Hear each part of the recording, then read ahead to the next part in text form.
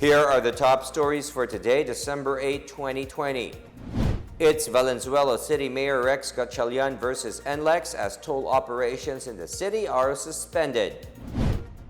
To make necessary arrangements with the vacant motels, hotels, na patirahin mo muna ninyo yung mga COVID patients. President Rodrigo Duterte orders the local government units to identify hotels that can be used as quarantine facilities. Malacanang maintains it has no hand in the impeachment complaints against Supreme Court Associate Justice Marvic Leonen. And Russia has already started its own mass vaccination drive against COVID-19.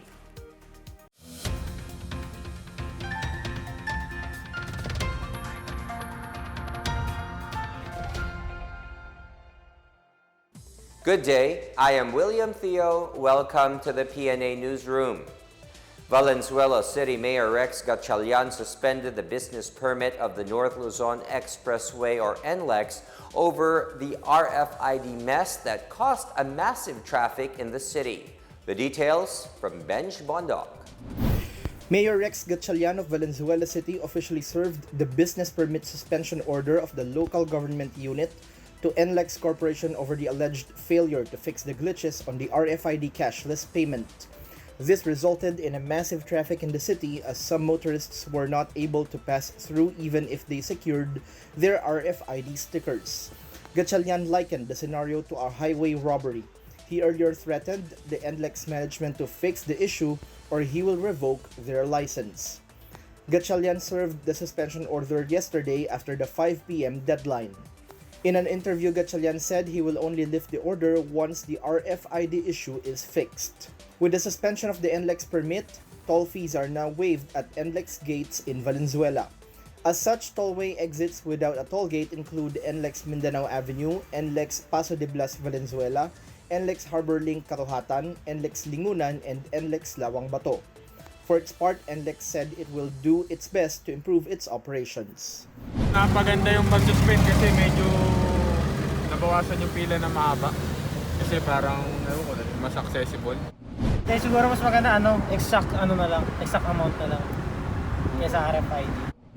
Meron kasi ako experience yan sa ibang bansa. Ang layo pa lang kasi bumubukas na yung gate. Dito, halos katapat mo na yung sensor nila, hindi pa rin bumubukas yung RFID nila. So, yun nga, cause of traffic talaga. For the PNA Newsroom, I'm Benj Bondok. House Speaker Lord Alan Velasco on Monday urged the Department of Transportation to further extend the deadline for installing RFID stickers on vehicles using tollways until the first quarter of 2021. Velasco made the call as tollways experienced gridlock upon the implementation of cashless payment in various expressways on December 1.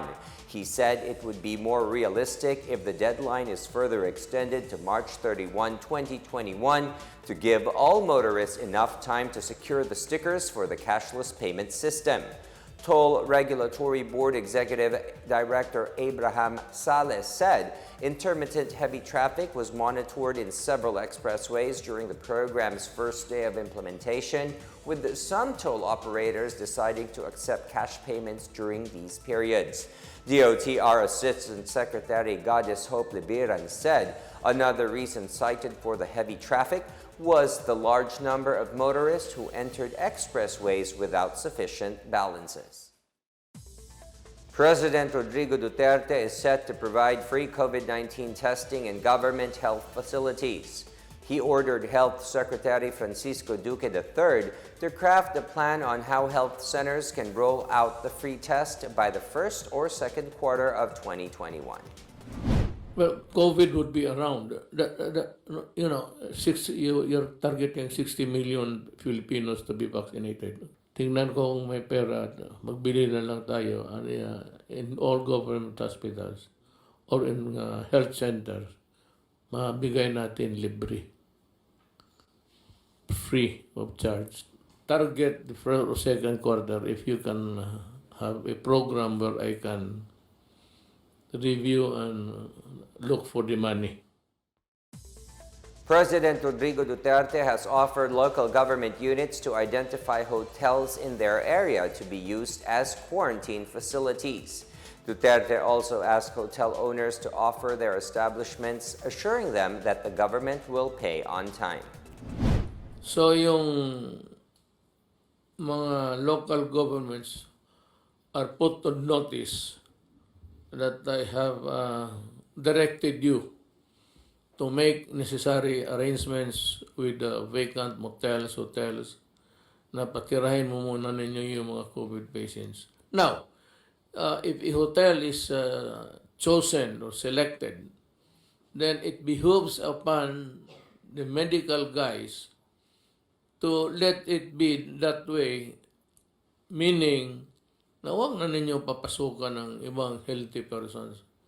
That in or the hotel remains to be a medical facility for those afflicted with COVID. It's no longer available to the public. I will assume the full responsibility of paying you pagdating ng panahon. I will see to it that I will ask Congress. I will plead sa kanila na hanapan ng paraan, bayaran kayo. And I will personally see to it that you are paid on time.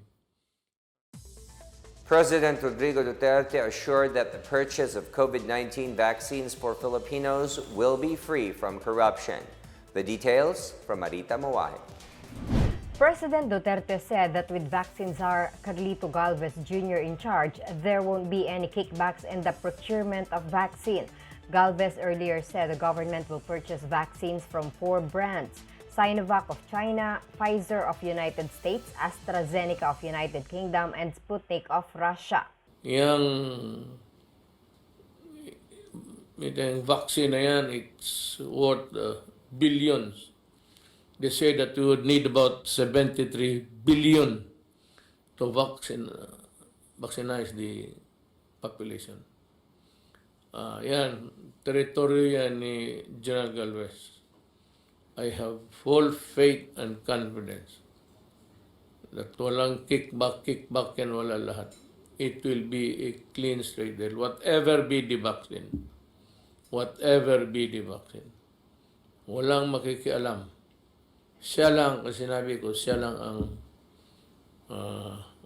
kakana niyang itong vaccine para sa ating mga kababayan. Meanwhile, President Duterte defended the new Health Secretary Francisco Duque III against corruption allegations, saying he was sure that Duque never received money. Despite calls for Duque's resignation, Duterte has repeatedly said he will continue to vouch for the integrity of the Health Secretary as well as his other cabinet members. Duterte said he would step down as president if anyone could prove that he or any of his cabinet members stole from government. He said as far as he is concerned, his cabinet members were all honest, otherwise he would ask them to resign immediately. Duterte said there is no use of governing a country when people no longer believe in their leaders. Serve government faithfully for administrations. You just do not, sabihin mo na wala man akong nakita na nagtanggap ng pera. Tinanong ko sino, sabihin ko sa inyo. Sabihin ninyo sa akin. Wala talaga. Either sa intelligence, sa military, sa police, o sa civilian. I have not heard Secretary Duque receiving money. Maraming haka-haka dyan. Na kami mga cabinet members, ako, tumatanggap ng pera. And look, I give you this guarantee. Magdala ka lang ng tao at sabihin mo nagbigay siya ng piso sa amin, mag-resign ako bukas. Just one person, one affidavit. Meanwhile, presidential spokesperson Harry Roque assured that there won't be any delay in the acquisition of COVID-19 vaccines, despite President Duterte's initial hesitation to pay a reservation fee to suppliers. I don't think it would have affected the timeline because unang-una, As I said, ngayon lang po nagkakaroon ng emergency use authorization worldwide. As far as I know, there's only been 2 countries that have given EUAs, and that is China and the United Kingdom. So hindi po tayo nahuhuli. He also said Duterte never insisted that paying reservation fees for a vaccine is a violation of Republic Act 9184 or the Government Procurement Reform Act. There is an exception under the 9184, RA 9184, that procurements pursuant to international agreements shall not be covered. And number 2, there is express authorization vested on the President under Bayanihan 1 and 2, no, to resort to extraordinary procurement in relation to COVID. Duterte has previously expressed willingness to be the first to be inoculated with a COVID-19 vaccine to allay fears on its effectiveness. He said it would be more important to regain Filipinos' confidence about the importance of immunization. For the PNA Newsroom, I'm Marita Muaje.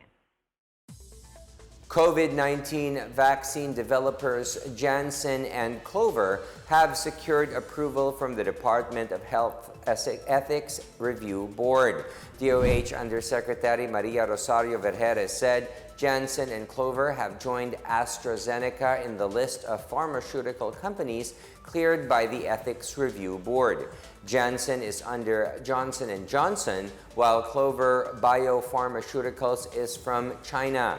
Vergeres noted that there are already 2 vaccines which she did not identify with a positive recommendation from the vaccine expert panel and the 3 vaccines approved by the Ethics Review Board. She said the FDA is already gathering initial information about these 5 vaccines so it can start with its documentary evaluation. A bill providing a 25% discount to the personal income taxes owed by the COVID-19 medical frontliners has hurdled committee level at the House of Representatives. House Ways and Means Committee Chair Albay Representative Joey Sarte Salceda approved in principle a substitute bill to House Bill number 7351. Salceda said the 25% discount will likely cover the taxes that medical frontliners would have owed on their COVID-19 allowances. The original proposal, which is a full tax exemption, had a revenue implication of $9 billion. Committee Senior Vice Chair Estrelita Swansing suggested the 25% discount as a compromise. The exemption will cover the salary or compensation as well as the gross receipts from the exercise of profession or employment received by a frontliner for taxable year 2020. Malacanang rejected the use of yantok or rattan sticks to harm violators of physical distancing protocols. This as more people are expected to flock to shopping centers during the holiday season. Presidential spokesperson Harry Roque said he agreed with Foreign Affairs Secretary Teodoro Locsin Jr.'s tweet expressing opposition for the use of rattan sticks against physical distancing violators. Locsin shared a meme showing a nun holding a meter stick with the caption, "This is the only yantok we will accept and only from someone in her uniform." Interior Secretary Eduardo Año, meanwhile, described as baseless allegations that rattan sticks will be used by law enforcers to harm physical distancing violators.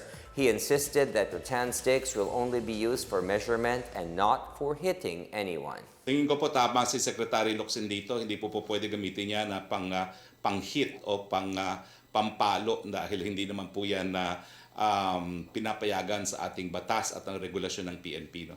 Pwede siguro po to measure social distancing, to make sure 1 meter, pero hindi po yan para ano tawag doon, pangpalo, no, ng mga taong bayan. President Rodrigo Duterte urged the public to skip Christmas festivities this year amid the prevailing pandemic. In a taped public address, President Duterte appealed to Filipinos to sacrifice holiday traditions this year to avoid spreading or catching COVID-19 disease. Mga kaibigan, in a few days we'll be celebrating Christmas. Now the problem is the COVID. Would you be kind enough just to skip the not really frivolous but the the festivities, iwasan na muna ninyo. You avoid it because it is for your own good and for the good of the community and eventually for the good of the country. Ngayon lang naman ito isang beses hinihingi ng gobyerno para sa iyo. Ang ano dito is para sa iyo, hindi para sa gobyerno. The challenge of holding face-to-face classes is felt especially in areas under restrictive quarantine status. In our Boses ng Masa, more people shared their views as to when is the right time to resume physical classes. Let's watch this.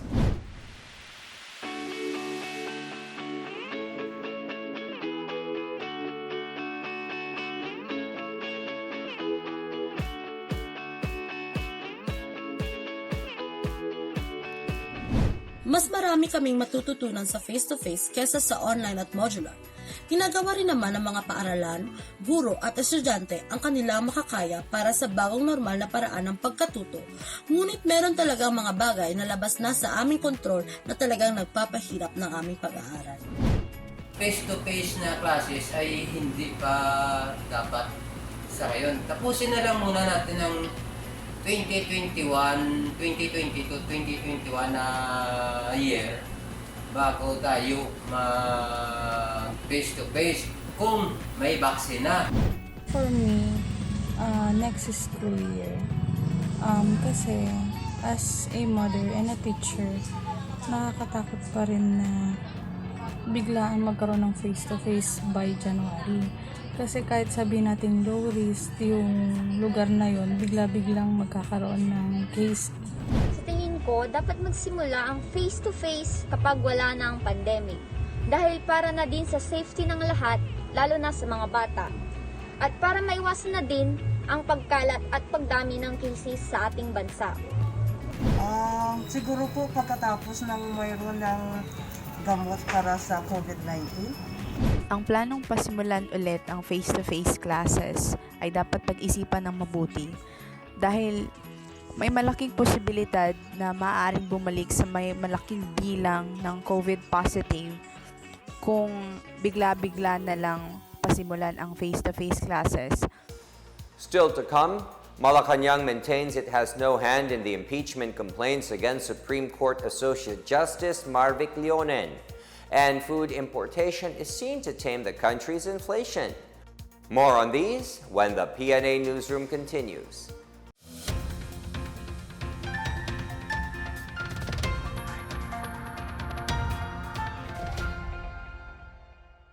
Sa matinding laban natin sa Coronavirus Disease 2019, sugpuin din natin ang pagkalat ng fake news. Huwag magbahagi ng impormasyon na hindi tiyak ang pinagmulan. I-check mabuti ang source ng balita. Kumuha lamang ng impormasyon mula sa mga official channel ng Department of Health.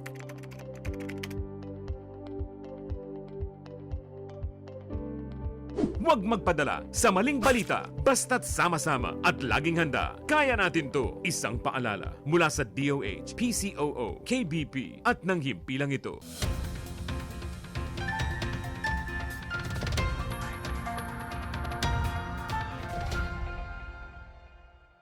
You're still watching the PNA Newsroom.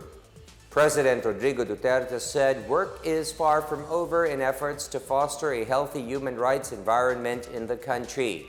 In his taped speech at the Human Rights Summit organized by the Department of Justice, Duterte said he is proud that the Philippines is one of the few countries that signed many of the world's core human rights treaties.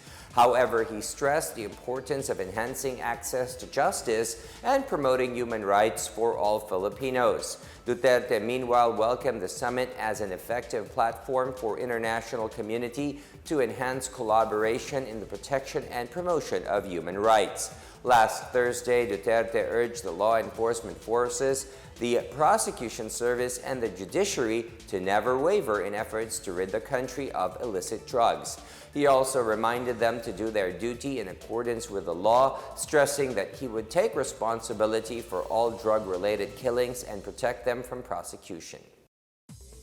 Malacanang says President Rodrigo Duterte is not in any way involved in the impeachment complaint filed against Supreme Court Associate Justice Marvic Leonen. Presidential spokesperson Harry Roque said Duterte had no hand in the impeachment complaint filed against Leonen in the House of Representatives. In a separate statement, Chief Presidential Legal Counsel Salvador Panelo said every citizen has a right to file an impeachment complaint following the doctrine of accountability of public officials. However, he said the Constitution also grants the presumption of innocence to those properly charged with an impeachment complaint. Leonen is facing an impeachment complaint for alleged culpable violation of the Constitution and betrayal of public trust. Edwin Cordevilla, Secretary General of the Filipino League of Advocates for Good Government, accused Leonen of culpable violation of the Constitution for allegedly failing to dispose of at least 37 cases within 24 months. The government is ready to order the implementation of food imports to tame the country's inflation. Malacanang made the statement after data from the Philippine Statistics Authority, or PSA, showed that inflation rate jumped to a 20-month high of 3.3% in November from 2.5% in October. Presidential spokesperson Harry Roque said higher transport and food prices following a series of typhoons that affected farm harvests are the top contributors to November inflation. Roque, however, said the inflation rate, which averaged 2.6% in the first 11 months, is within the government's target range of 2% to 4%, but slightly higher than the 2.5% in 2019. Budget carrier Cebu Pacific President and CEO Lance Gokongwei said he believes a COVID-19 immunity passport is essential, especially as the country opens up international travel. In a briefing with presidential spokesperson Harry Roque, Gokongwei said there has to be a global COVID passport showing a person has been vaccinated by a credible vaccination source that every country would respect and recognize. Gokongwei said the priority needs to be getting the vaccines in the hands of as many populations as possible. He added that the entire aviation sector has been severely affected by the pandemic. The CEB recently partnered with the local government of General Santos in providing antigen tests for passengers. CEB has been providing its Gensan-bound passengers a free antigen test since December 3 and until December 14. Oil prices were down on Monday as vaccine hopes were overshadowed by a worldwide surge in new COVID-19 cases amid fresh lockdowns in the United States, Europe, and Asia. International benchmark Brent crude was standing at $49.09 per barrel after closing Friday at $49.25 a barrel. American benchmark West Texas Intermediate was at $46.06 per barrel at the same time after it ended the previous session at $46.26 a barrel. Concerns that stiffening coronavirus mitigation measures will reflect negatively on global economies due to increasing cases worldwide is exerting pressure on oil prices. California in the U.S., Germany, Iran, and South Korea are among the countries that imposed new lockdowns and restrictions. With mounting optimism over COVID-19 vaccines and the return of consumption in Asia, hope is boosted for the clearing of the current supply glut to cap further price decline.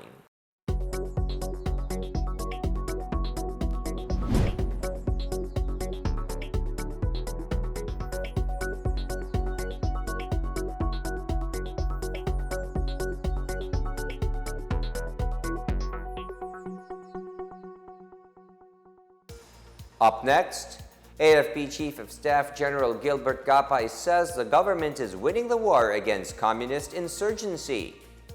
Meanwhile, Russia has already started its own mass vaccination drive against COVID-19. The PNA Newsroom returns after these reminders.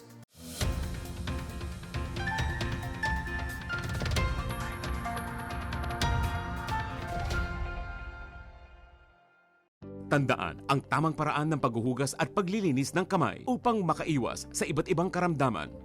Basain ng tubig ang mga kamay at sabunin. Unang sabunin ang mga palad at ang likod ng mga kamay. Kuskusin na maigi ang pagitan ng mga daliri at maging ang mga kuko. Isunod ang pagitan ng mga hinlalaki at kuskusin ng paikot ang mga dulo ng mga daliri sa magkabilang palad. Banlawang mabuti ang mga kamay sa malinis na tubig at patuyuin ang mga kamay gamit ang single-use towel o air dryer. Basta't sama-sama at laging handa, kaya natin to! Isang paalala mula sa DOH, PCOO, KBP at ng himpilang ito.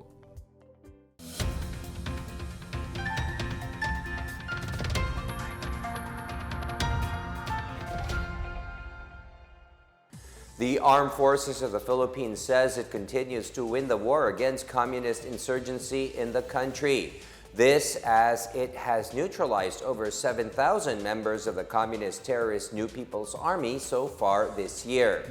AFP Chief of Staff General Gilbert Gapay said among the neutralized rebels, about 6,600 of them surrendered, nearly 2,000 have died in clashes with security forces, and 250 were apprehended. He added that government troops have seized over 1,500 firearms, including 491 improvised explosive devices and landmines.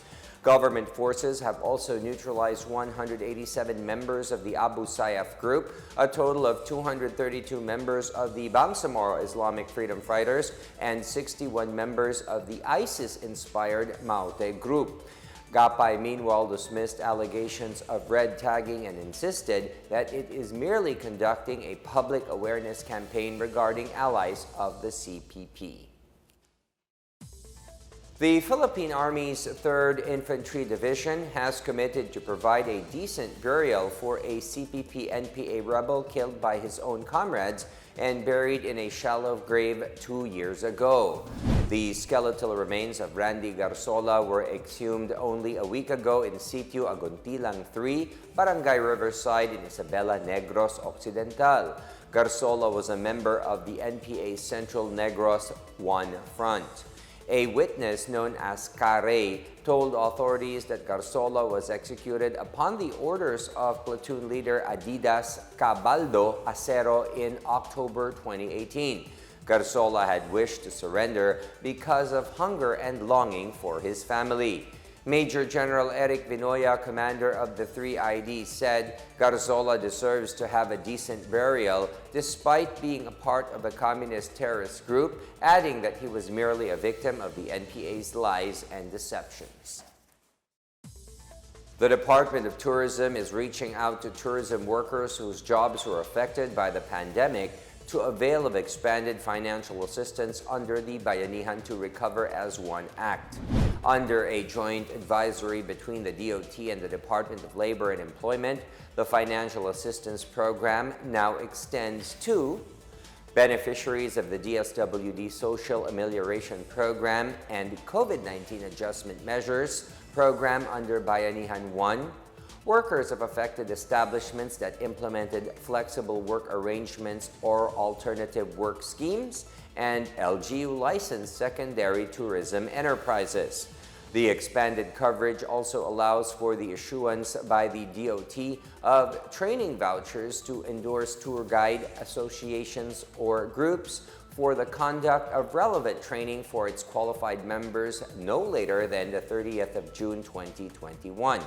Beneficiaries include displaced DOT-accredited and LGU-licensed tour guides, as well as displaced employees of DOT-accredited primary and secondary tourism enterprises, LGU-licensed primary tourism enterprises, and members of registered community-based tourism organizations. In our foreign news, Russia on Monday started mass vaccination against COVID-19 throughout the country. The Russians are being immunized with the Sputnik V vaccine developed by the Gamaleya Research Institute of Epidemiology and Microbiology. People of social professions, including teachers and doctors, as well as employees of public transport and military personnel, will get the vaccine first. The vaccine's availability is currently limited because its production is being adjusted. However, authorities assured when the process is launched in full capacity, all Russians will receive a free coronavirus vaccine. Shortly after the Sputnik V's registration, authorities granted permission for mass use of another vaccine developed by the Novosibirsk-based Vector Institute of Virology and Biotechnology. Both vaccines are to be administered through 2 injections.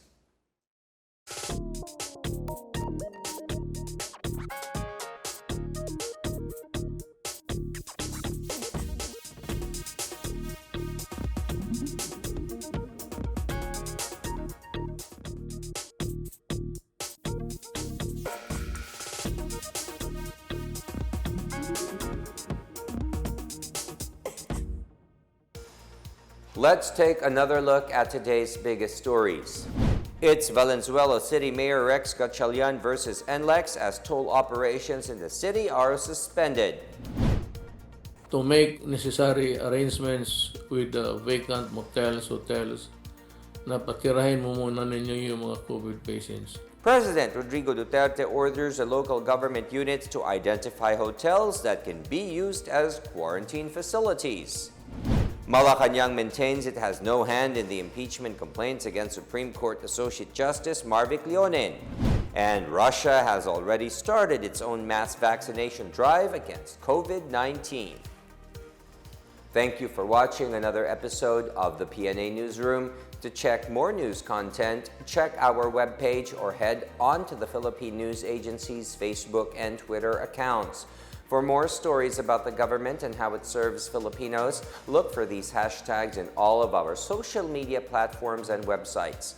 We are shown on the pages of the PCOO and its attached agencies.